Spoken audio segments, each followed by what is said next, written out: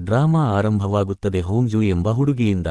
ಅವಳು ತನ್ನ ಮುಂದೆ ನಿಂತಿರುವ ವ್ಯಕ್ತಿಯನ್ನು ಒಂದು ಸಲ ನೋಡಿದರೆ ಸಾಕು, ಅವನ ಅಂತ್ಯವನ್ನು ನೋಡಿಬಿಡುತ್ತಾಳೆ. ತನ್ನ ಮಗಳು ಇಷ್ಟು ಭಯಗೊಂಡಿರುವುದನ್ನು ನೋಡಿ ಅವಳ ತಾಯಿ ತಕ್ಷಣವೇ ಅರ್ಥಮಾಡಿಕೊಳ್ಳುತ್ತಾಳೆ, ಅವಳು ಮತ್ತೆ ಭವಿಷ್ಯವನ್ನು ನೋಡಿದ್ದಾಳೆ ಎಂದು. ಹೋಂಜು ಹೇಳುತ್ತಾಳೆ, 3 ತಿಂಗಳ ಹಿಂದೆ ಅವಳು ಒಂದು ಕನಸು ಕಂಡಿದ್ದಳು. ಒಂದು ಹಿಮಪಾತದ ರಾತ್ರಿ, ಆ ವ್ಯಕ್ತಿ ಸಿಗರೇಟು ಹಚ್ಚಲು ಲೈಟರ್ ಬಳಸುತ್ತಾನೆ. ಆಗ ಅಚಾನಕ್ ಭಾರೀ ಸ್ಫೋಟವಾಗುತ್ತದೆ. ಮಗಳ ಮಾತು ಕೇಳಿದ ತಾಯಿಗೆ ತಕ್ಷಣವೇ ನಂಬಿಕೆ ಬರುತ್ತದೆ, ಏಕೆಂದರೆ ಹೋಂಜು ಈಗಾಗಲೇ ಕಂಡ ಎಲ್ಲ ಕನಸುಗಳು ನಿಜವಾಗಿವೆ. ಅದರಿಂದ ಏನೋ ದೊಡ್ಡದು ನಡೆಯಲಿದೆ ಎಂದು ಅವಳು ಅರ್ಥಮಾಡಿಕೊಳ್ಳುತ್ತಾಳೆ. ಹೋಂಜು ಮತ್ತು ಅವಳ ತಾಯಿ ತಕ್ಷಣ ಪಾರ್ಕಿಂಗ್ ಕಡೆಗೆ ಓಡುತ್ತಾರೆ, ಆ ವ್ಯಕ್ತಿಯನ್ನು ತಡೆಯಲು. ಆದರೆ ಆ ವ್ಯಕ್ತಿ ಕೋಪಗೊಂಡು ಅವರ ಮಾತನ್ನು ನಂಬುವುದಿಲ್ಲ. ಕೋಪದಲ್ಲಿ ಇಬ್ಬರನ್ನೂ ತಳ್ಳಿ ಬಿದ್ದು ಕಾರಿನಲ್ಲಿ ಹೋಗಿಬಿಡುತ್ತಾನೆ. ಹೋಂಜು ಅಲ್ಲಿ ಏನೂ ಮಾಡಲಾರದೆ ನಿಂತುಕೊಂಡು ದೂರವಾಗುತ್ತಿರುವ ಕಾರಿನ ಹೆಡ್ಲೈಟ್ಸ್ ಅನ್ನು ನೋಡುತ್ತಾಳೆ. ತಾಯಿ ಅವನ ಲೈಟರ್ ಅನ್ನು ಕಿತ್ತುಕೊಂಡಿದ್ದರು, ಇದರಿಂದ ಏನೂ ಬದಲಾಗುವುದಿಲ್ಲ ಎಂಬುದನ್ನು ಹೋಂಜು ತಿಳಿದಿದ್ದಳು. ಅವಳ ಕನಸು ನಿಜವಾಗಿಯೇ ನಡೆಯಲಿದೆ. ಆ ವ್ಯಕ್ತಿ ಬದುಕಬೇಕಾದರೆ ಅವನು ಹೋಂಜು ಮಾತು ಕೇಳಬೇಕಾಗಿತ್ತು. ಆದರೆ ಅವಳ ವಿಚಿತ್ರ ಮಾತುಗಳನ್ನು ಯಾರೂ ನಂಬುವುದಿಲ್ಲ. ಅವಳ ತಂದೆಯೂ ಸಹ ಅವಳ ಮಾತನ್ನು ನಂಬದ ಕಾರಣದಿಂದಲೇ ತನ್ನ ಪ್ರಾಣ ಕಳೆದುಕೊಂಡಿದ್ದ. ಹೋಂಜು ಎಲ್ಲವನ್ನೂ ಮುಂಚಿತವಾಗಿಯೇ ತಿಳಿದಿದ್ದರೂ ಏನನ್ನೂ ತಡೆಯಲು ಸಾಧ್ಯವಾಗಲಿಲ್ಲ.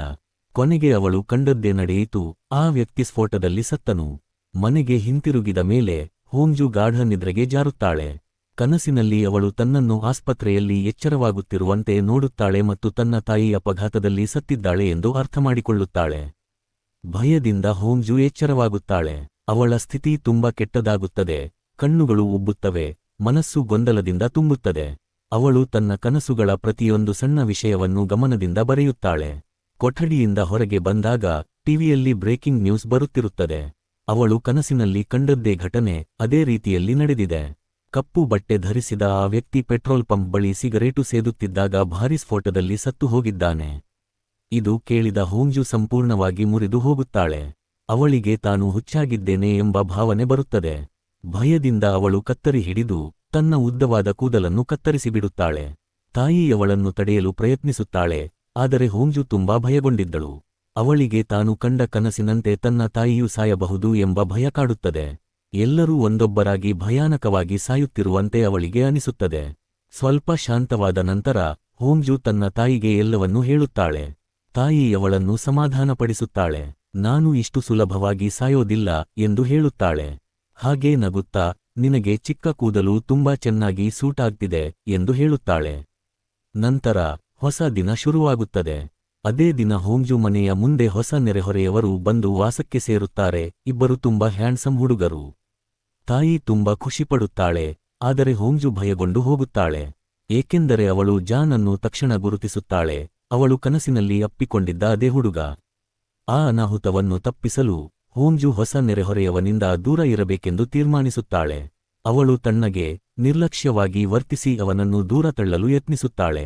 ಮೊದಲಿಗೆ ಅವಳ ಪ್ಲಾನ್ ಕೆಲಸ ಮಾಡುತ್ತದೆ.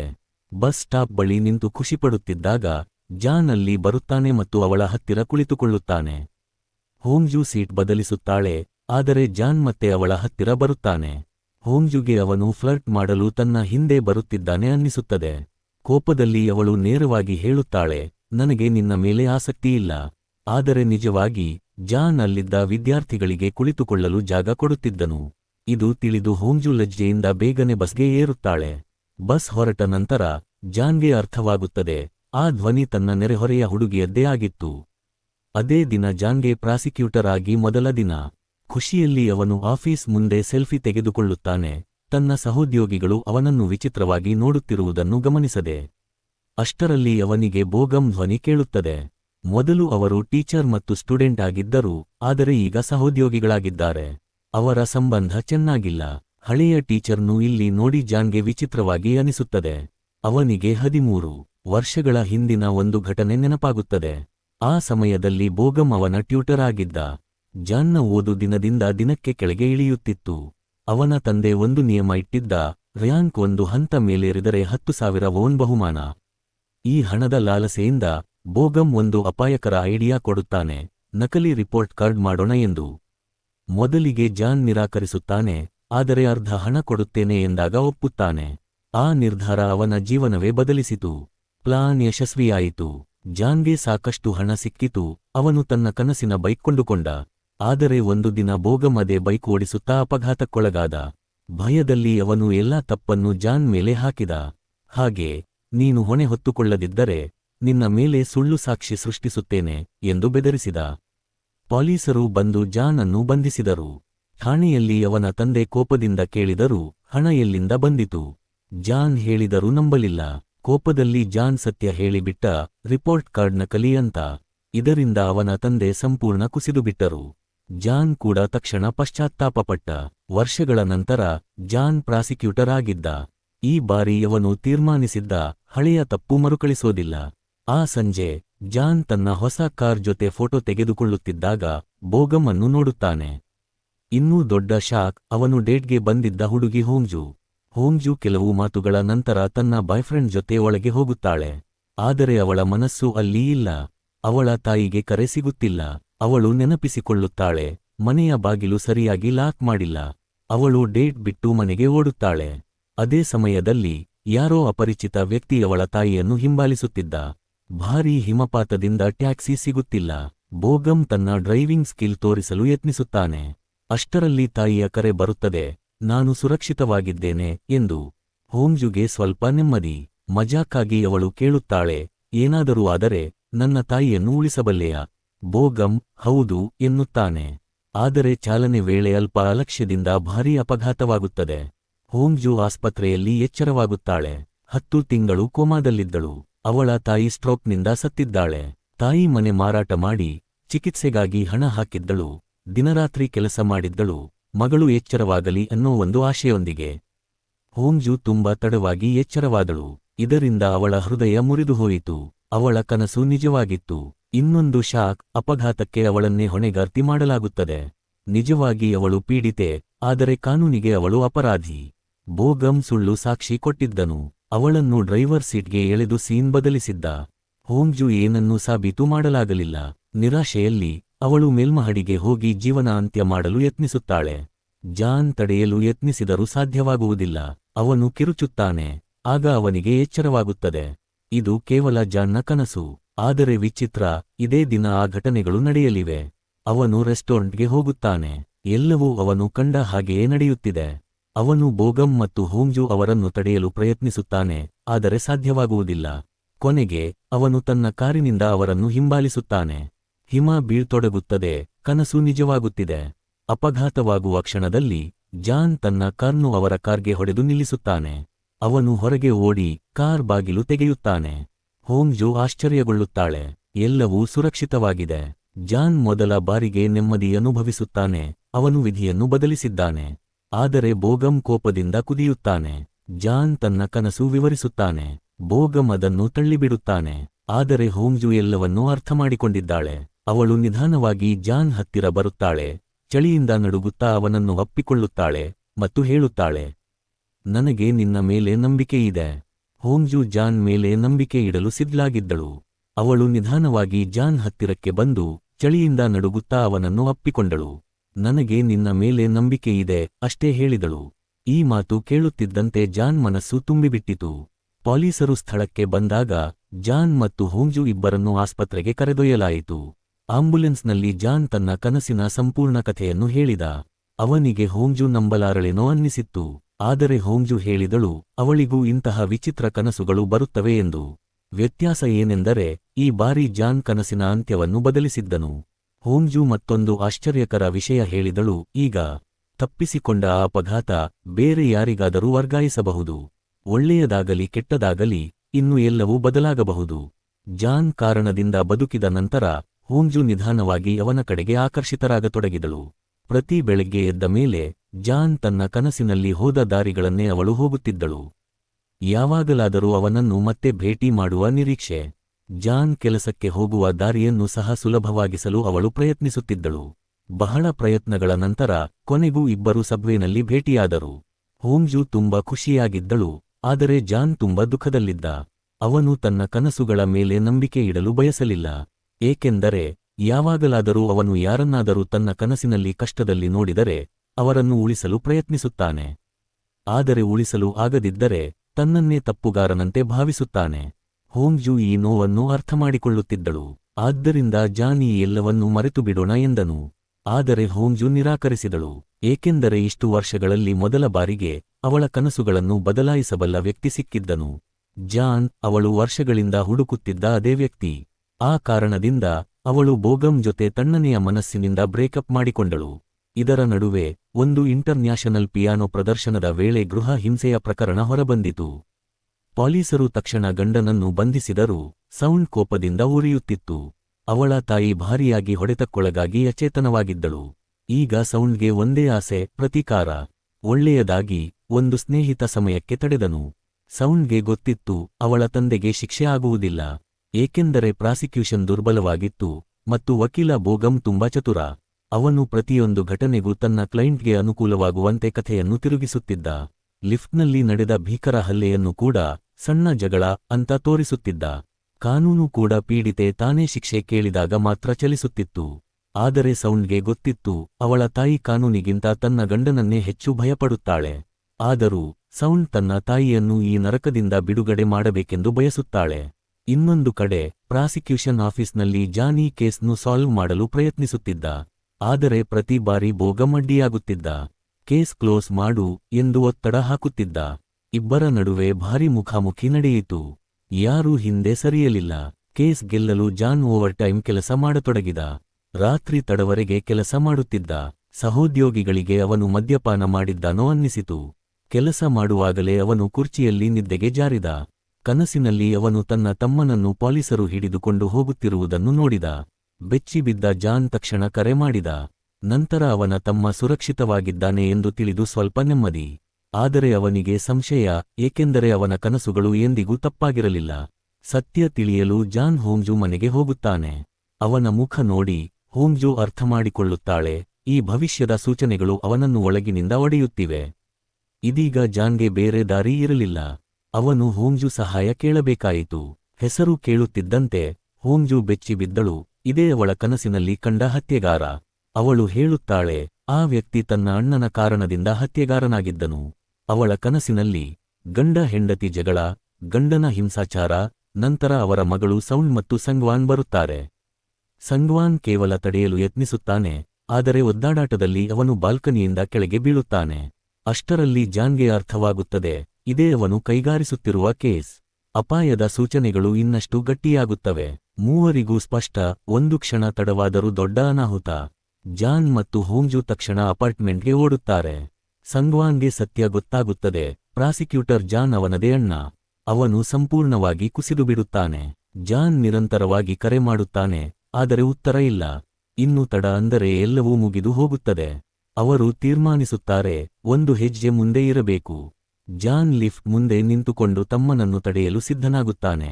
ಹೋಂಗ್ಜು ಫೈರ್ ಅಲಾರ್ಮ್ ಓಡಿಸಿ ಎಲ್ಲರ ಗಮನ ಬೇರೆಡೆಗೆ ತಿರುಗಿಸುತ್ತಾಳೆ. ಜೊತೆಗೆ ಪೊಲೀಸರಿಗೆ ಕರೆ ಮಾಡುತ್ತಾಳೆ. ಈ ನಕಲಿ ಅಲಾರ್ಮ್ ಭಯಾನಕ ಭವಿಷ್ಯವನ್ನು ಬದಲಿಸುತ್ತದೆ. ಸಂಗ್ವಾನ್ ಕಾನೂನು ಸಮಸ್ಯೆಯಿಂದ ತಪ್ಪಿಸಿಕೊಳ್ಳುತ್ತಾನೆ. ಜಾನ್ ತನ್ನ ತಮ್ಮನ ಕಣ್ಣಲ್ಲಿ ಆ ಹತ್ಯಾಕೋಪವನ್ನು ನೋಡುತ್ತಾನೆ ಮತ್ತು ನಿರ್ಧರಿಸುತ್ತಾನೆ, ಏನೇ ಆಗಲಿ ಆ ಹಿಂಸಾತ್ಮಕ ಗಂಡನನ್ನು ನ್ಯಾಯಾಲಯಕ್ಕೆ ಎಳೆಯುತ್ತೇನೆ. ಅಷ್ಟರಲ್ಲಿ ಅಲ್ಲಿ ಬಂದ ಪೊಲೀಸ್ ಅಧಿಕಾರಿ ಘುಟಕ್. ಆ ರಾತ್ರಿ ನಂತರ ಅವನಿಗೂ ವಿಚಿತ್ರ ಕನಸುಗಳು ಕಾಣತೊಡಗಿದ್ದವು. ಅವನು ಹೋಂಗ್ಜು ನೋಡಿದಾಗ ತಕ್ಷಣ ಗುರುತಿಸುತ್ತಾನೆ. ನಂತರ ಎಲ್ಲರನ್ನೂ ಸುರಕ್ಷಿತವಾಗಿ ಮನೆಗೆ ಕಳುಹಿಸುತ್ತಾನೆ. ಸೌಂಡ್ ಮತ್ತು ಅವಳ ತಾಯಿಗೆ ಮತ್ತೆ ಹಿಂಸೆ ಆಗಬಾರದೆಂದು ಹೋಂಗ್ಜು ಅವರನ್ನು ತನ್ನ ಮನೆಗೆ ಕರೆದುಕೊಂಡು ಬರುತ್ತಾಳೆ. ಕೊಠಡಿಯಲ್ಲಿ ಒಬ್ಬಂಟಿಯಾಗಿದ್ದ ಜಾನ್ಗೆ ತನ್ನ ತಂದೆ ನೆನಪಾಗುತ್ತಾರೆ. ಅವರು ಕಠಿಣರಾಗಿದ್ದರು, ಆದರೆ ತಮ್ಮ ಮಗನನ್ನು ತುಂಬಾ ಪ್ರೀತಿಸುತ್ತಿದ್ದರು. ಒಂದು ದಿನ ಶಾಪಿಂಗ್ಗೆ ಹೋಗಿದ್ದಾಗ ಒಂದು ಶಸ್ತ್ರಧಾರಿ ಅಪರಾಧಿಯನ್ನು ಹಿಡಿಯಲು ಯತ್ನಿಸುತ್ತಾ ತಮ್ಮ ಪ್ರಾಣತ್ಯಾಗ ಮಾಡಿದರು. ಅವರ ಧೈರ್ಯ ಜಾನ್ಗೆ ಪ್ರತಿಯೊಂದು ಹೋರಾಟಕ್ಕೂ ಶಕ್ತಿ ಕೊಟ್ಟಿತು. ಮುಂದಿನ ಬೆಳಗ್ಗೆ ಜಾನ್ ಆಫೀಸ್ಗೆ ಹೋಗುವಾಗ ಹೋಂಗ್ಜು ಅವನಿಗಾಗಿ ಕಾಯುತ್ತಿದ್ದಳು. ಕಾರ್ ನಷ್ಟದ ನೆಪದಲ್ಲಿ ಅವಳು ಲಾಟರಿ ನಂಬರ್ ಹೇಳಿದಳು. ಜಾನ್ ಹೊರಗೆ ಶಾಂತ ಇದ್ದರೂ ಒಳಗೆ ಆ ನಂಬರನ್ನೇ ನೆನಪಿಟ್ಟುಕೊಂಡ. ಭವಿಷ್ಯ ಗೊತ್ತಿರುವುದರಿಂದ ಅವನಲ್ಲಿ ವಿಚಿತ್ರ ಆತ್ಮವಿಶ್ವಾಸ ಬಂದಿದೆ. ಅವನು ತನ್ನ ಬಾಸ್ಗೆ ನೇರವಾಗಿ ಹೇಳಿದ, ಕೇಸ್ ಕ್ಲೋಸ್ ಮಾಡಲ್ಲ. ಬಾಸ್ ಕೋಪದಿಂದ ಅವನನ್ನು ಆಫೀಸ್ನಿಂದ ಹೊರಹಾಕುತ್ತಾನೆ. ಈ ವಿಷಯ ಎಲ್ಲರಿಗೂ ಗೊತ್ತಾಗುತ್ತದೆ. ಕೆಲವರು ಅವನ ಧೈರ್ಯ ಮೆಚ್ಚುತ್ತಾರೆ, ಕೆಲವರು ಅವನ ಕೆಲಸ ಹೋಗುತ್ತದೆ ಅಂತ ಯೋಚಿಸುತ್ತಾರೆ. ಈ ನಡುವೆ ಜಾನ್ ಘುಟಕ್ನು ಭೇಟಿಯಾಗುತ್ತಾನೆ. ಅವನು ಧನ್ಯವಾದ ಹೇಳಿ ಡಿನ್ನರ್ಗೆ ಆಹ್ವಾನಿಸುತ್ತಾನೆ. ರೆಸ್ಟೋರೆಂಟ್ ಅದೇ ಹೋಮ್ಜು ಬಿಬಿಕ್ಯೂ ಅಂಗಡಿ. ಜಾನ್ ನೋಡುತ್ತಾನೆ, ಹೋಮ್ಜು ಮತ್ತು ಗುಟಕ್ ತುಂಬಾ ಹತ್ತಿರವಾಗಿ ಮಾತನಾಡುತ್ತಿದ್ದಾರೆ. ಅವನ ಹೃದಯದಲ್ಲಿ ಸ್ವಲ್ಪ ಈರ್ಷೆ ಮೂಡುತ್ತದೆ. ಆದರೆ ಇನ್ನೊಂದು ಶಾಕ್, ಅವನ ತಮ್ಮ ಸುಮ್ಮಾನಲ್ಲಿ ಪಾರ್ಟ್ ಟೈಮ್ ಕೆಲಸ ಮಾಡುತ್ತಿದ್ದಾನೆ. ಅವನು ಸೌಂಡನ್ನು ಇಂಪ್ರೆಸ್ ಮಾಡಲು ಕೆಲಸ ಮಾಡುತ್ತಿದ್ದಾನೆ. ರೆಸ್ಟೋರೆಂಟ್ನಲ್ಲಿ ಭಾರೀ ಒತ್ತಡದ ನಿಶ್ಶಬ್ದ ಹರಡಿತು. ಬೋಗಮ್ ಮುಂದೆ ಬಂದು ಸೌಂಡ್ ಮತ್ತು ಅವಳ ತಾಯಿಯನ್ನು ಬೆದರಿಸಲು ಆರಂಭಿಸಿದ. ತಲಾಕ್ ಬಗ್ಗೆ ಮಾತಾಡಿದ್ರೆ ಗಂಡ ₹1 ಕೊಡೋದಿಲ್ಲ ಎಂದು ಹೇಳಿದ. ಅಂದರೆ ಸೌಂಡ್ ವಿದೇಶದಲ್ಲಿ ಓದೋ ಕನಸು ಸಂಪೂರ್ಣವಾಗಿ ಮುರಿದು ಹೋಗುತ್ತಿತ್ತು. ತಾಯಿಗೆ ಇದನ್ನು ಕೇಳಿ ಮನಸ್ಸೇ ಕದಡಿತು.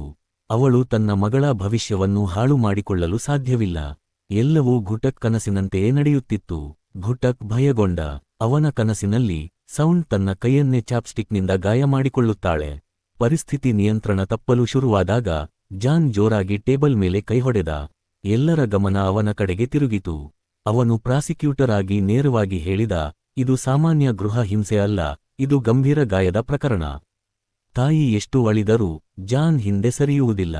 ಸೌಂಡ್ ತಂದೆಯನ್ನು ಕೊನೆಯವರೆಗೂ ಕೋರ್ಟ್ಗೆ ಎಳೆಯುತ್ತಾನೆ ಎಂದು ಹೇಳಿದ. ಕ್ಷಮಾಪಣಾ ಪತ್ರಗಳಿಂದ ಏನೂ ಬದಲಾವಣೆಯಾಗೋದಿಲ್ಲ. ನಾನು ಗಟ್ಟಿಯಾದ ಶಿಕ್ಷೆ ಕೊಡಿಸುತ್ತೇನೆ ಎಂದನು. ನಂತರ ಅವನು ಸೌಂಡ್ ಮತ್ತು ಅವಳ ತಾಯಿಯನ್ನು ಶಾಂತಗೊಳಿಸಿ, ನಾನು ನಿಮ್ಮ ಜೊತೆ ಇದ್ದೀನಿ ಎಂದು ಭರವಸೆ ನೀಡಿದ. ಸೌಂಡ್ ಕಣ್ಣಲ್ಲಿ ಕಣ್ಣೀರು ತುಂಬಿತು. ಅವಳು ಚಾಪ್ಸ್ಟಿಕ್ ಕೆಳಗೆ ಇಟ್ಟಳು. ಹಿಂಬದಿಯಲ್ಲಿ ನಿಂತಿದ್ದ ಗುಟಕ್ ನಿಧಾನವಾಗಿ ನಗಿದ. ಜಾನ್ ಮಾಡಿದ ಸಣ್ಣ ಬದಲಾವಣೆ ದೊಡ್ಡ ಅನಾಹುತವನ್ನು ತಪ್ಪಿಸಿತ್ತು.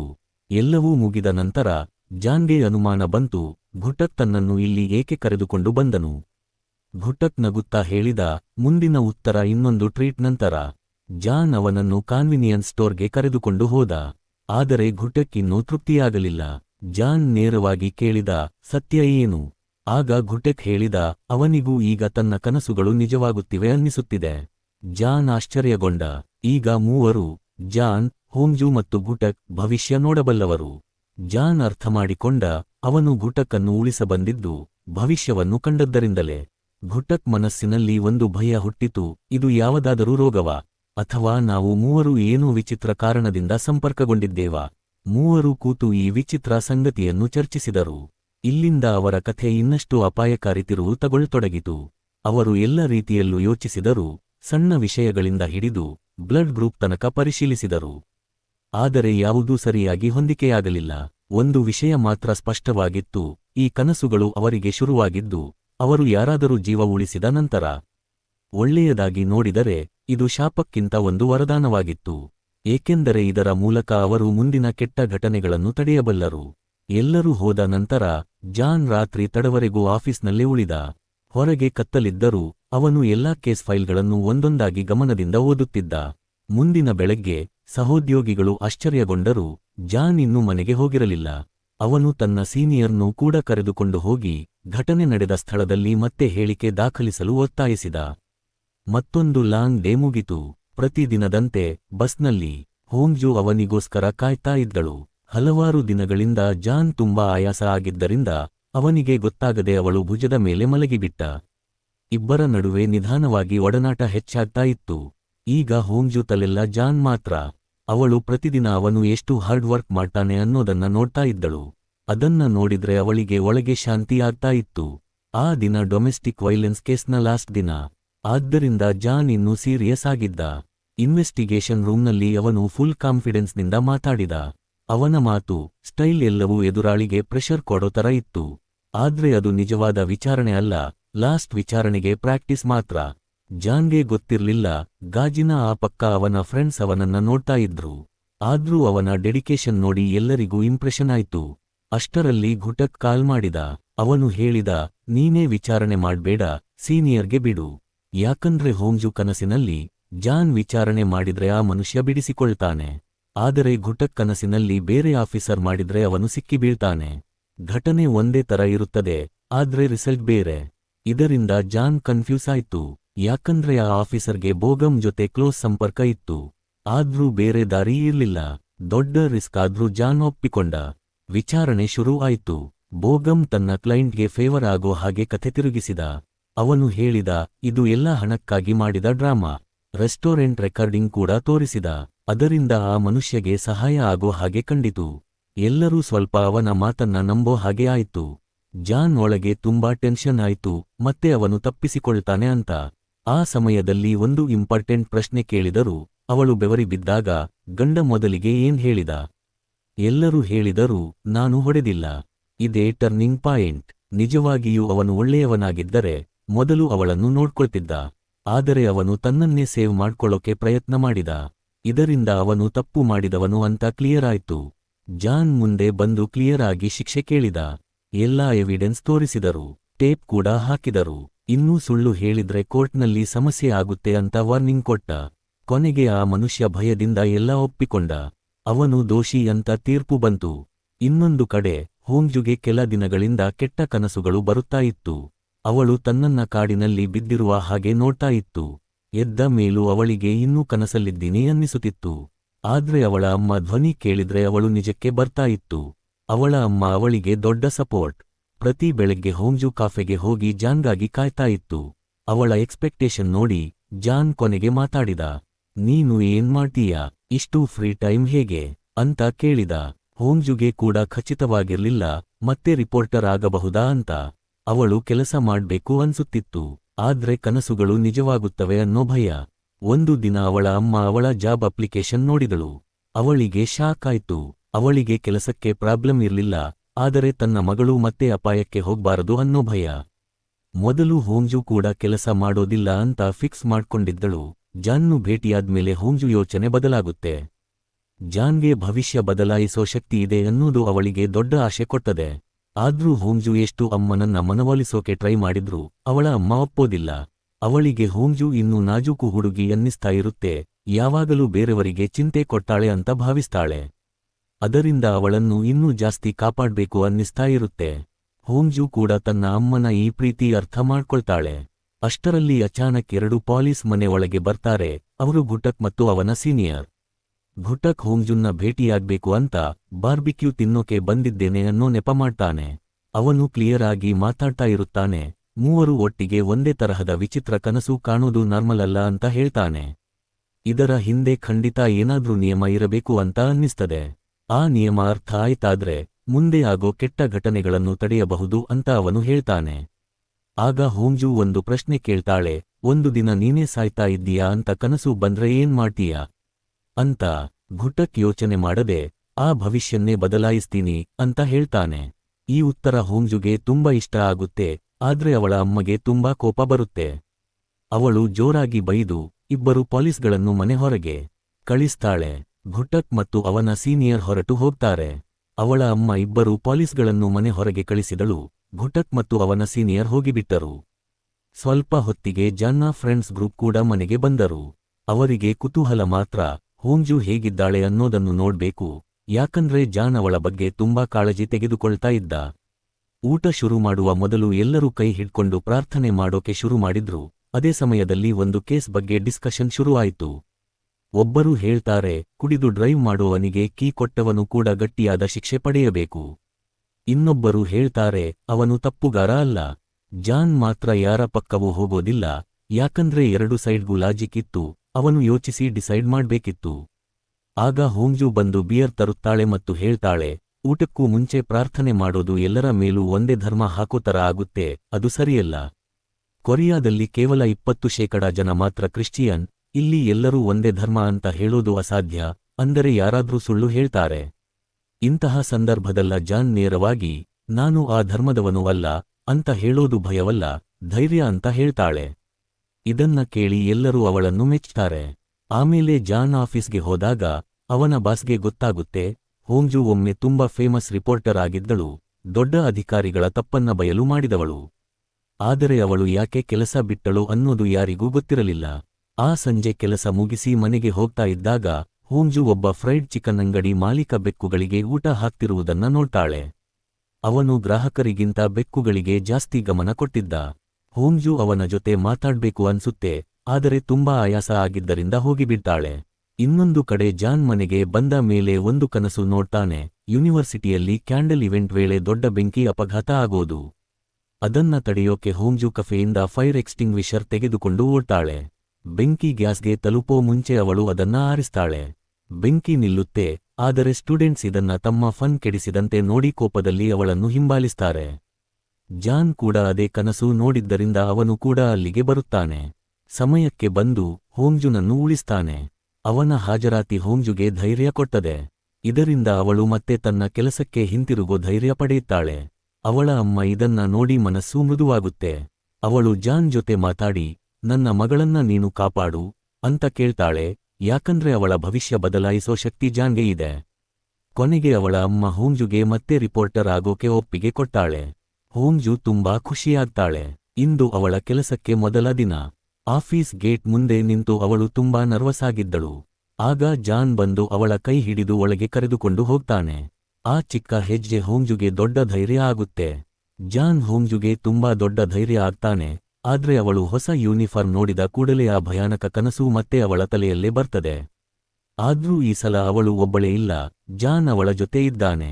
ಹೋಂಜುಗೆ ಧೈರ್ಯ ಸಿಗ್ತಾ ಇದ್ದಾಗ ಇನ್ನೊಂದು ಕಡೆ ಅವಳು ಉಳಿಸಿದ ಯೂನಿವರ್ಸಿಟಿ ಹುಡುಗಿಗೆ ಕೆಟ್ಟ ಸುದ್ದಿ ಬರುತ್ತೆ. ಸೆಯೋನ್ ಅನ್ನೋ ಹುಡುಗನ ಮೂರನೇ ಅಣ್ಣ ರಸ್ತೆ ಅಪಘಾತದಲ್ಲಿ ಸಾಯ್ತಾನೆ. ಇನ್ನೂ ಭಯಾನಕ ವಿಷಯ ಏನಂದ್ರೆ ಕಾರು ಓಡಿಸ್ತಿದ್ದವನು ಅವನ ದೊಡ್ಡ ಅಣ್ಣನೇ. ಪ್ರಾಸಿಕ್ಯೂಷನ್ ಪೋಸ್ಟ್ಮಾರ್ಟಮ್ ಮಾಡ್ಬೇಕು ಅಂತ ಕೇಳ್ತಾರೆ. ಆದರೆ ದೊಡ್ಡ ಅಣ್ಣ ಒಪ್ಪೋದಿಲ್ಲ, ಕುಟುಂಬವೂ ಒಪ್ಪೋದಿಲ್ಲ, ಅದರಿಂದ ಏನೂ ಆಗೋದಿಲ್ಲ. ಅಂತ್ಯಕ್ರಿಯೆ ಆದ್ಮೇಲೆ ಆ ದೊಡ್ಡ ಅಣ್ಣ ಇನ್ಶೂರೆನ್ಸ್ ಹಣ ತೆಗೆದುಕೊಂಡು ಓಡಿ ಹೋಗ್ತಾನೆ. ಇದರಿಂದ ಸಂಶಯ ಬಂದು ಅವನ ವಿರುದ್ಧ ವಾರಂಟ್ ಬರುತ್ತೆ. ಅವನು ಬೇಗನೆ ಹಣ ತೆಗೆದುಕೊಂಡು ಬೋಗಂ ವಕೀಲ ಹತ್ತಿರ ಹೋಗ್ತಾನೆ. ಮೊದಲಿಗೆ ಅವನು ತನ್ನನ್ನ ನಿರ್ದೋಷಿ ಅಂತ ತೋರಿಸೋಕೆ ಟ್ರೈ ಮಾಡ್ತಾನೆ. ಆದರೆ ಬೋಗಂಗೆ ಇಂಥವರು ಗೊತ್ತೇ ಇರುತ್ತಾರೆ. ತನಿಖೆ ಮಾಡಿದ್ಮೇಲೆ ಅವನಿಗೆ ಕ್ಲಿಯರ್ ಆಗುತ್ತೆ, ಅವನೇ ತನ್ನ ಅಣ್ಣನನ್ನು ಇನ್ಶೂರೆನ್ಸ್ ಹಣಕ್ಕಾಗಿ ಕೊಂದಿದ್ದಾನೆ. ಬೋಗಂಗೆ ಅವನಿಗೆ ಸಹಾಯ ಮಾಡ್ಬೇಕು ಅನ್ನಿಸೋದಿಲ್ಲ, ಆದ್ರೆ ಹಣದ ಆಸೆ ಜಾಸ್ತಿ ಆಗಿರೋದರಿಂದ ಒಪ್ಪಿಕೊಳ್ತಾನೆ. ಇದ್ರ ಮಧ್ಯೆ ಜಾನ್ಗೆ ಒಂದು ಹೊಸ ಕನಸು ಬರುತ್ತೆ. ಅವನು ಹೋಂಜು ಜೊತೆ ಕೂತು ಒಂದು ನ್ಯೂಸ್ ನೋಡ್ತಾ ಇರುತ್ತಾನೆ. ಅದು ಇನ್ಶೂರೆನ್ಸ್ ಕೊಲೆ ಬಗ್ಗೆ ಹೋಂಜು ಮಾಡಿದ ರಿಪೋರ್ಟ್. ಹೋಂಜು ಕೆಲಸಕ್ಕೆ ಮರಳಿ ಬಂದ ಮೊದಲ ದಿನ ಇದಾಗಿರೋದರಿಂದ ಜಾನ್ ಅವಳಿಗೆ ಧೈರ್ಯ ಕೊಡೋಕೆ ಅವಳ ಕೈ ಹಿಡ್ಕೊಂಡು ಬ್ರಾಡ್ಕಾಸ್ಟ್ ಸ್ಟೇಷನ್ವರೆಗೆ ಕರೆದೊಯ್ಯುತ್ತಾನೆ. ಹೋಂಜು ಯಾವ ಟಾಪಿಕ್ ತೆಗೆದುಕೊಳ್ಳೋದು ಅಂತ ಹುಡುಕುತ್ತಾ ಎಲ್ಲೆಲ್ಲೋ ಹೋಗ್ತಾಳೆ. ಮೊದಲಿಗೆ ಅವಳು ಗುಟಕ್ ಕೆಲಸ ಮಾಡ್ತಾ ಇರುವ ಪೆಟ್ರೋಲ್ ಬಂಕ್ಗೆ ಹೋಗ್ತಾಳೆ. ಇಬ್ಬರು ಮಾತನಾಡ್ತಾ ಸಮಯ ಹೋಗಿಬಿಟ್ಟದೆ. ಅವಳಿಗೆ ಇನ್ನೂ ಟಾಪಿಕ್ ಫಿಕ್ಸ್ ಆಗೋದಿಲ್ಲ. ಆಗ ಸೀನಿಯರ್ ಕಾಲ್ ಮಾಡ್ತಾನೆ. ಏನ್ ಹೇಳ್ಬೇಕು ಅಂತ ಅವಳಿಗೆ ಗೊತ್ತಾಗೋದಿಲ್ಲ. ಆಗ ಗುಟಕ್ ಒಂದು ಕೇಸ್ ಹೇಳ್ತಾನೆ. ಇತ್ತೀಚೆಗೆ ಇನ್ಶೂರೆನ್ಸ್ ಹಣಕ್ಕಾಗಿ ಬೆಕ್ಕುಗಳನ್ನು ಕೊಲ್ಲೋ ಪ್ರಕರಣಗಳು ಜಾಸ್ತಿ ಆಗ್ತಾ ಇವೆ. ಸೈನೈಡ್ ಹಾಕಿ ಕೊಲ್ತಿದ್ದಾರೆ. ಹೋಂಜುಗೆ ಇದ್ರ ಮೇಲೆ ರಿಪೋರ್ಟ್ ಮಾಡೋಕೆ ಇಷ್ಟ ಇರೋದಿಲ್ಲ, ಆದ್ರೆ ಸೀನಿಯರ್ ಒತ್ತಾಯ ಮಾಡಿದ್ಮೇಲೆ ಅವಳು ಒಪ್ಪಿಕೊಳ್ತಾಳೆ. ಇನ್ನೊಂದು ಕಡೆ ಪ್ರಾಸಿಕ್ಯೂಟರ್ ಆಫೀಸ್ನಲ್ಲಿ ಇನ್ಶೂರೆನ್ಸ್ ಕೊಲೆ ಕೇಸ್ ಬಗ್ಗೆ ದೊಡ್ಡ ಚರ್ಚೆ ನಡೆಯುತ್ತೆ. ಅಚಾನಕ್ ಜಾನ್ಗೆ ತನ್ನ ಕನಸು ನೆನಪಾಗುತ್ತೆ. ಅವನು ಕೇಳ್ತಾನೆ, ಸಂದೇಹಾಸ್ಪದವನ ಹೆಸರಿನ ಕೊನೆ ಕಾಂಗ್ ನ ಅಂತ. ಎಲ್ಲರೂ ಶಾಕ್ ಆಗ್ತಾರೆ, ಯಾಕಂದ್ರೆ ಈ ಮಾಹಿತಿ ಇನ್ನೂ ಅಧಿಕೃತವಾಗಿ ಹೊರಬಂದಿರೋದಿಲ್ಲ. ಎಲ್ಲವೂ ಅವನು ಕನಸಿನಲ್ಲಿ ನೋಡಿದ ಹಾಗೆ ನಡೆಯುತ್ತಿರೋದು. ಈ ಕೇಸ್ನ ಬಲಿ ಸೌಂಡಣ್ಣ ಆಗಿರೋದರಿಂದ ಸೌಂಡ್ ಕೂಡ ಅಪಾಯದಲ್ಲಿರ್ತಾಳೆ. ಕೇಸ್ ಸುಲಭ ಅಂತ ಕಾಣಿಸ್ತದೆ, ಆದ್ರೆ ವಕೀಲ ಬೋಗಂ ಇದ್ದಾನೆ ಅನ್ನೋದು ಎಲ್ಲರಿಗೂ ಟೆನ್ಷನ್ ಕೊಟ್ಟದೆ. ಕೋರ್ಟ್ ಟ್ರಯಲ್ ಶುರುವಾಗುತ್ತೆ. ಪ್ರಾಸಿಕ್ಯೂಟರ್ ಸಾಕಷ್ಟು ಎವಿಡೆನ್ಸ್ ತೋರಿಸ್ತಾನೆ. ಇನ್ಶೂರೆನ್ಸ್ ಪಾಲಿಸಿಗಳು, ತಿಂಗಳಿಗೆ ತುಂಬಾ ದೊಡ್ಡ ಪ್ರೀಮಿಯಂ, ನಂತರ ನಕಲಿ ಅಪಘಾತ ಮಾಡಿ ತನ್ನ ಅಣ್ಣನನ್ನ ಕೊಂದಿದ್ದು ಇನ್ಶೂರೆನ್ಸ್ ಹಣಕ್ಕಾಗಿ. ಎಲ್ಲವೂ ಕ್ಲಿಯರ್ ಆಗ್ತಾ ಇರುತ್ತೆ. ಆದ್ರೆ ಬೋಗಂ ಮತ್ತೆ ತನ್ನ ಆಟ ಶುರು ಮಾಡ್ತಾನೆ. ಅವನು ಹೇಳ್ತಾನೆ, ಎಲ್ಲ ಆರೋಪ ಸುಳ್ಳು. ಜಡ್ಜ್ಗೆ ಸ್ಪಷ್ಟ ಆಗೋದಿಲ್ಲ, ಆದ್ದರಿಂದ ಕೇಸ್ ತಾತ್ಕಾಲಿಕವಾಗಿ ನಿಲ್ಲಿಸ್ತಾರೆ. ಇದ್ರ ಮಧ್ಯೆ ಜಾನ್ಗೆ ಇನ್ನೊಂದು ಕನಸು. ಒಬ್ಬ ಹತ್ಯೆಗಾರ ಹೋಂಜುನನ್ನು ಹಿಂಬಾಲಿಸ್ತಾ ಇದ್ದಾನೆ. ಜಾನ್ ತುಂಬಾ ಭಯಪಟ್ಟು ಅವಳಿಗೆ ಕಾಲ್ ಮಾಡ್ತಾನೆ. ಅವಳು ಯಾವ ಕೇಸ್ ಮೇಲೆ ಕೆಲಸ ಮಾಡ್ತಾಳೆ ಅಂತ ಕೇಳ್ತಾನೆ. ಅವಳು ಬೆಕ್ಕುಗಳ ಕೇಸ್ ಮಾತ್ರ ಅಂತ ಹೇಳಿದ್ಮೇಲೆ ಸ್ವಲ್ಪ ರಿಲೀಫ್ ಆಗುತ್ತೆ. ಆದ್ರೂ ಜಾನ್ ಅವಳಿಂದ ಒಂದು ವಾಗ್ದಾನ ಮಾಡಿಸ್ಕೊಳ್ತಾನೆ. ನೀನು ಯಾವಾಗಲಾದರೂ ಅಪಾಯದಲ್ಲಿ ಇದ್ರೆ ನನಗೆ ತಕ್ಷಣ ಜಾಗ, ಸಮಯ ಹೇಳ್ಬೇಕು ಅಂತ. ಮತ್ತೆ ಟ್ರಯಲ್ ಶುರುವಾಗುತ್ತೆ. ಈ ಸಲ ಜಾನ್ ಫೋನ್ ಸರ್ಚ್ ಹಿಸ್ಟರಿ ತೋರಿಸ್ತಾನೆ. ಅಣ್ಣ ಸಾಯ್ದ ದಿನ ಅವನು ಏನು ಹುಡುಕಿದ್ದಾನೆ ಅಂತ. ಪೋಸ್ಟ್ಮಾರ್ಟಮ್ ತಪ್ಪಿಸೋಕೆ ಅವನು ತ್ವರಿತವಾಗಿ ದಹನ ಮಾಡಿಸಿದ್ದಾನೆ. ಇನ್ಶೂರೆನ್ಸ್ ಕ್ಲೇಮ್ ಹೇಗೆ ಮಾಡೋದು ಅಂತ ಕೂಡ ರಿಸರ್ಚ್ ಮಾಡಿದ್ದಾನೆ.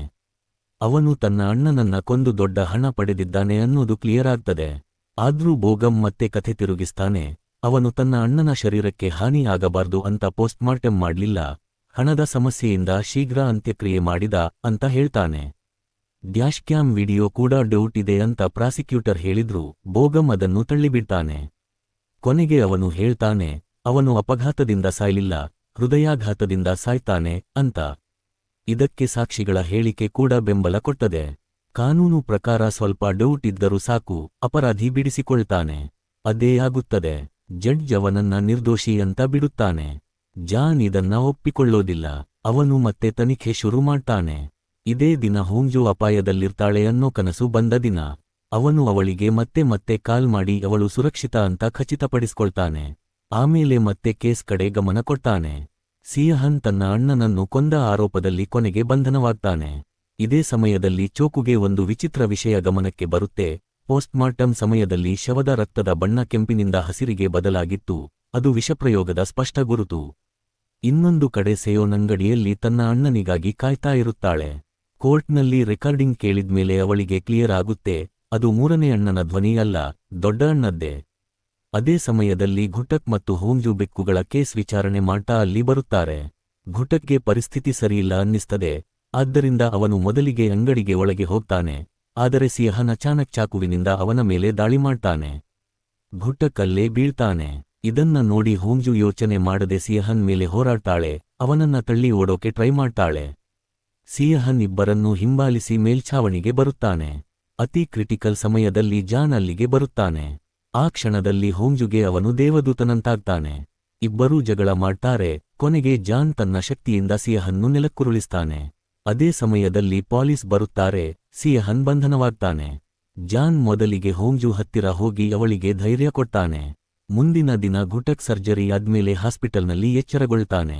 ಅವನಿಗೆ ನೋವು ಇರುತ್ತೆ, ಆದ್ರೆ ಅವನಿಗೆ ಹೆಚ್ಚು ಕಾಳಜಿ ಹೋಂಜು ಬಗ್ಗೆ. ಎಲ್ಲವೂ ಸರಿಯಾಗಿದೆ ಅಂತ ಗೊತ್ತಾದ್ಮೇಲೆ ಅವನು ರಿಲೀಫ್ ಆಗ್ತಾನೆ. ಜಾನ್ ಆಫೀಸ್ಗೆ ಹೋದ್ಮೇಲೆ ಎಲ್ಲರೂ ಅವನಿಗೆ ಗೌರವ ಕೊಡ್ತಾರೆ. ಯಾಕಂದ್ರೆ ಸಿಯಹನ್ ಬಂಧನದಲ್ಲಿ ಅವನ ಪಾತ್ರ ದೊಡ್ಡದು. ಅದರಿಂದ ಸೀನಿಯರ್ ಅವನಿಗೆ ಸಂಪೂರ್ಣ ಕೇಸ್ ಹಸ್ತಾಂತರ ಮಾಡ್ತಾನೆ. ಇಂಟೆರೋಗೇಷನ್ ರೂಮ್ಗೆ ಹೋಗ್ತಾ ಜಾನ್ಗೆ ಬೋಗಮ್ ಸಿಗ್ತಾನೆ. ಜಾನ್ಗೆ ಆಶ್ಚರ್ಯ, ಬೋಗಮ್ ತನ್ನ ಕ್ಲೈಂಟ್ನು ಯಾಕೆ ಡಿಫೆಂಡ್ ಮಾಡ್ತಿಲ್ಲ. ಆದರೆ ಬೋಗಮ್ ಹೇಳ್ತಾನೆ, ನಾನು ಗೆಲ್ಲೋದಿಲ್ಲ ಅನ್ನೋ ಕೇಸ್ನಲ್ಲಿ ಇಳಿಯೋಲ್ಲ. ಹೋಗೋದಕ್ಕೆ ಮುಂಚೆ ಅವನು ಹೇಳ್ತಾನೆ, ಸಿಯಹನ್ಗೆ ಹೇಳು, ಎಷ್ಟೇ ಮಾಡಿದ್ರೂ ಶಿಕ್ಷೆಯಿಂದ ತಪ್ಪಿಸಿಕೊಳ್ಳೋದಿಲ್ಲ. ಇದನ್ನ ಕೇಳಿ ಸಿಯಹನ್ ಸಂಪೂರ್ಣ ಕೋಪಕ್ಕೆ ಬರುತ್ತಾನೆ.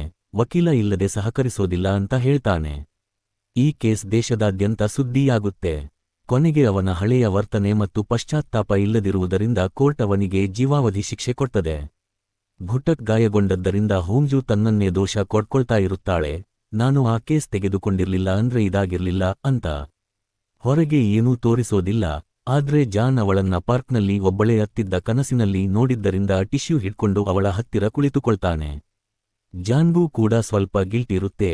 ಯಾಕಂದ್ರೆ ಅವನೇ ಘುಟಕ್ಗೆ ಹೋಂಜುನ್ನ ಕಾಪಾಡು ಅಂತ ಹೇಳಿದ್ದ. ಆದರೆ ಅದರಿಂದಲೇ ಹೋಂಜು ಉಳಿದಾಳೆ. ಬಹುಶಃ ಘುಟಕ್ ಕೂಡ ಇದೇ ಯೋಚಿಸ್ತಾನೆ, ಕೊನೆಯಲ್ಲಿ ಎಲ್ಲ ಸರಿ ಆಯ್ತು ಅಂದ್ರೆ ಸಾಕು ಅಂತ. ಹೋಂಜು ಅತ್ತಾಗ ಜಾನ್ ತನ್ನ ಹಳೆಯ ಘಟನೆ ನೆನಪಿಸ್ಕೊಳ್ತಾನೆ. ಅವನು ಫೇಕ್ ರಿಪೋರ್ಟ್ ಕಾರ್ಡ್ ಮಾಡಿದಾಗ ತನ್ನ ಅಪ್ಪ ನಿರಾಶರಾದ ಕ್ಷಣ. ಆಗ ಅವನ ಅಪ್ಪನ ಸ್ನೇಹಿತ ಹೇಳಿದ್ದ, ಆದದ್ದನ್ನ ಬದಲಾಯಿಸಲಾಗಲ್ಲ, ಆದ್ರೆ ಮುಂದೆ ಸರಿಪಡಿಸಬಹುದು. ಅದೇ ಮಾತನ್ನ ಈಗ ಜಾನ್ ಹೋಂಜುಗೆ ಹೇಳ್ತಾನೆ, ನೀನು ದುರ್ಬಲ ಆಗೋ ಸಮಯದಲ್ಲಿ ನಾನು ನಿನ್ನ ಜೊತೆಗೆ ಇರುತ್ತೀನಿ ಅಂತ. ಇನ್ನೊಂದು ದಿನ ಘುಟಕ್ ಡಿಸ್ಚಾರ್ಜ್ ಆಗ್ತಾನೆ. ಅವನು ರಿಕವರಿಗಾಗಿ ಕೆಲವು ದಿನ ಹೋಂಜು ಮನೆಗೆ ಇರ್ತೀನಿ ಅಂತ ಹೇಳ್ತಾನೆ. ಇದನ್ನ ಕೇಳಿ ಜಾನ್ ಶಾಕ್ ಆಗ್ತಾನೆ. ಆದ್ರೆ ಹೋಂಜು ಒಪ್ಪಿಕೊಳ್ತಾಳೆ, ಯಾಕಂದ್ರೆ ಅವನು ಅವಳ ಪ್ರಾಣ ಉಳಿಸಿದ್ದಾನೆ. ಜಾನ್ ಏನೂ ಹೇಳೋಕಾಗೋದಿಲ್ಲ. ಸಂಜೆ ಜಾನ್ ಮನೆಗೆ ಬಂದಾಗ ಮನೆ ತುಂಬಾ ಅಸ್ತವ್ಯಸ್ತ ಆಗಿರುತ್ತೆ. ನಾಯಿ ಎಲ್ಲವನ್ನೂ ಗಜಬಜ ಮಾಡಿರುತ್ತೆ. ಅದೇ ಸಮಯದಲ್ಲಿ ಹೋಂಜು ಹಾಯಾಗಿ ಕುಳಿತು ತಿಂದುಕೊಳ್ತಾ ಇರುತ್ತಾಳೆ. ಮೇಲಾಗಿ ಘುಟಕ್ ಫೋನ್ ಮಾಡಿ, ಇನ್ನೂ ಕೆಲವು ವಸ್ತುಗಳು ತಂದುಕೋ ಅಂತ ಹೇಳ್ತಾನೆ. ಜಾನ್ ಒಳಗೆ ಕೋಪವಾಗಿರುತ್ತೆ, ಆದ್ರೂ ಹೋಗ್ತಾನೆ. ಹೋಂಜುಗೂ ಘುಟಕ್ ಕೆಲವು ವೈಯಕ್ತಿಕ ವಸ್ತು ತರೋಕೆ ಹೇಳ್ತಾನೆ. ಅವನು ಫೋನ್ನಲ್ಲಿ ಕುಳಿತು ಇವರನ್ನ ನೋಡ್ತಾ ಮಜಾ ಮಾಡ್ತಾ ಇರುತ್ತಾನೆ. ಕೊನೆಗೆ ಇಬ್ಬರು ಸಾಕಷ್ಟು ವಸ್ತು ತಂದು ಮನೆಗೆ ಬರುತ್ತಾರೆ. ಜಾನ್ ಹೋಂಜು ಬ್ಯಾಗ್ ತೆಗೆದುಕೊಳ್ಳೋಕೆ ಸಹಾಯ ಮಾಡ್ಬೇಕು ಅಂತ ಕೇಳ್ತಾನೆ. ಆದರೆ ಅವಳು ನಿರಾಕರಿಸ್ತಾಳೆ, ನನಗೆ ಯಾರ ಸಹಾಯ ಬೇಕಿಲ್ಲ ಅಂತ. ಇದರಿಂದ ಜಾನ್ಗೆ ಸ್ವಲ್ಪ ಬೇಸರ ಆಗುತ್ತೆ. ಅವನು ಕೇಳ್ತಾನೆ, ನನಗೂ ಎಕ್ಸೆಪ್ಷನ್ ಕೊಡ್ಲ್ವಾ ಅಂತ. ಇದನ್ನ ಕೇಳಿ ಹೋಂಜು ನಾಚಿಕೆಯಿಂದ ಕಂಗಾಲಾಗುತ್ತಾಳೆ. ಹೃದಯ ಬಡಿತ ಜಾಸ್ತಿಯಾಗುತ್ತೆ. ಜಾನ್ ಅವಳನ್ನು ಕಿಸ್ ಮಾಡ್ಬೇಕು ಅಂತ ಮುಂದೆ ಬರ್ತಾನೆ. ಆದರೆ ಸೀಟ್ ಬೆಲ್ಟ್ ಅಡ್ಡಿಯಾಗುತ್ತೆ. ಪರಿಸ್ಥಿತಿ ಅಸ್ವಸ್ಥ ಆಗೋದಕ್ಕೆ ಜಾನ್ ಬೇರೆ ವಿಷಯಕ್ಕೆ ಮಾತು ತಿರುಗಿಸ್ತಾನೆ. ಆದರೆ ಅಚಾನಕ್ ಹೋಂಜುನೇ ಜಾನ್ನು ಕಿಸ್ ಮಾಡ್ತಾಳೆ. ಇಬ್ಬರೂ ಶಾಕ್ ಆಗ್ತಾರೆ. ಜಾನ್ ಮನೆಗೆ ಹಿಂತಿರುಗ್ತಾ ಇದ್ದಾಗ ಒಂದು ಕವರ ಸಿಗುತ್ತೆ. ಅದರಲ್ಲಿ ತುಂಬಾ ಹಣ ಇರುತ್ತೆ. ಅದು ಅವನ ಅಪ್ಪನ ಸ್ನೇಹಿತ ಕಳಿಸಿದ ಹಣ. ಜಾನ್ ಅಪ್ಪನನ್ನು ಕೊಂದ ಅಪರಾಧಿಯ ತಮ್ಮ ಪ್ರತಿ ವರ್ಷ ಈ ಹಣ ಕಳಿಸ್ತಾನೆ, ತನ್ನ ಅಣ್ಣ ಮಾಡಿದ ತಪ್ಪಿಗೆ ಪರಿಹಾರ ಅಂತ. ಜಾನ್ಗೆ ಇದನ್ನು ಸ್ವೀಕರಿಸೋಕೆ ಇಷ್ಟ ಇರೋದಿಲ್ಲ. ಮುಂದಿನ ದಿನ ಬೆಳಗ್ಗೆ ಜಾನ್ ಹೋಂಜು ಮನೆ ಹೊರಗೆ ಖುಷಿಯಿಂದ ಕಾಯ್ತಿರ್ತಾನೆ. ಆದರೆ ಅವಳ ಮುಖ ನೋಡಿದ್ರೆ ಬೇಸರ ಆಗಿರುತ್ತೆ, ಯಾಕಂದ್ರೆ ಹಿಂದಿನ ರಾತ್ರಿ ಅವಳು ಜಾನ್ನು ಕಿಸ್ ಮಾಡಿದ ವಿಷಯ ನೆನಪಾಗಿ ನಾಚಿಕೆ ಮತ್ತು ಗೊಂದಲದಲ್ಲಿ ಇರುತ್ತಾಳೆ. ಅವರು ಜೊತೆಗೆ ನಡೆದುಕೊಂಡು ಹೋದರು, ಆದರೆ ಹೊಂಜು ಅವನಿಂದ ದೂರ ಇರಲು ಪ್ರಯತ್ನ ಮಾಡುತ್ತಲೇ ಇದ್ದಳು. ಜನ್ನ ಅವಳನ್ನು ತನ್ನ ಕಡೆಗೆ ಎಳೆದುಕೊಂಡನು. ಹೊಂಜು ಹೀಗೆ ತೋರಿಸಿಕೊಂಡಳು, ಅವಳಿಗೆ ಹೋದ ರಾತ್ರಿ ಏನೂ ನೆನಪಿಲ್ಲ ಅನ್ನೋ ಹಾಗೆ. ಜನ್ನ ಮತ್ತೆ ಮತ್ತೆ ಆ ಕ್ಷಣದ ಬಗ್ಗೆ ಮಾತು ಆರಂಭಿಸುತ್ತಿದ್ದ, ಆದರೂ ಇಬ್ಬರ ನಡುವೆ ಇರುವ ಸಂಬಂಧ ನಿಧಾನವಾಗಿ ಇನ್ನಷ್ಟು ಗಾಢವಾಗುತ್ತಾ ಹೋಗುತ್ತಿತ್ತು. ಕೆಲವು ದಿನಗಳು ಹೊಂಜು ಮನೆಯಲ್ಲಿ ಇದ್ದ ನಂತರ ಇಂದು ಘುಟಕ್ ಮನೆಗೆ ಹಿಂತಿರುಗೋ ನಿರ್ಧಾರ ತೆಗೆದುಕೊಂಡನು. ಅದೇ ಸಮಯದಲ್ಲಿ ದೇಶದಾದ್ಯಂತ ಒಬ್ಬ ಮಹಿಳಾ ಅಥ್ಲೀಟ್ ಹತ್ಯೆಯ ವಿಷಯದಿಂದ ಗಲಾಟೆ ಶುರುವಾಯಿತು. ಘುಟಕ್ ಕನಸಿನಲ್ಲಿ ನೋಡಿದನು, ಪ್ರಾಸಿಕ್ಯೂಟರ್ ಅವನನ್ನು ವಿಚಾರಣೆಗಾಗಿ ಎಳೆದುಕೊಂಡು ಹೋಗುತ್ತಿರುವಂತೆ. ಫೋನ್ ಗಂಟೆ ಕೇಳಿ ಆತ ಹೆದರಿಕೊಂಡು ಎದ್ದನು. ಅದೇ ಸಮಯದಲ್ಲಿ ಹೊಂಜು ಕೂಡ ಹೆದರಿಕೊಂಡು ಹೇಳಿದಳು, ಅವಳು ಕನಸಿನಲ್ಲಿ ಕಾತಿಲ್ ಘುಟಕ್ ಮನೆಗೆ ಒಳಗೆ ಬರುತ್ತಿದ್ದಾನೆ ಅಂತ ನೋಡಿದಳು. ಅವಳು ಅವನಿಗೆ ಬಾಗಿಲು ಚೆನ್ನಾಗಿ ಲಾಕ್ ಮಾಡ್ಕೋ ಅಂತ ಹೇಳಿದಳು, ಆದರೆ ಈಗ ತುಂಬಾ ತಡ ಆಗಿತ್ತು. ನಿಜವಾಗಿ ಆ ಸಮಯದಲ್ಲಿ ಘುಟಕ್ ದೇಶದ ಅತ್ಯಂತ ಬೇಕಾಗಿರುವ ಅಪರಾಧಿಯ ಪಕ್ಕದಲ್ಲೇ ಕೂತಿದ್ದನು. ಇಬ್ಬರೂ ಹೈಸ್ಕೂಲ್ ಹಳೆಯ ಕ್ಲಾಸ್ಮೇಟ್ಗಳು. ಡೋವಾಂಗ್ ಸಹಾಯ ಕೇಳಲು ಬಂದಿದ್ದನು. ಅವನು ಬೆದರಿಕೆ ಹಾಕಿದನು, ನೀನು ನನಗೆ ನಿರ್ದೋಷಿ ಅಂತ ಸಾಬೀತು ಮಾಡ್ಲಿಲ್ಲ ಅಂದ್ರೆ ನಾನು ನಿನ್ನ ಭಯಾನಕ ರಹಸ್ಯವನ್ನು ಪೊಲೀಸರಿಗೆ ಹೇಳ್ತೀನಿ ಅಂತ.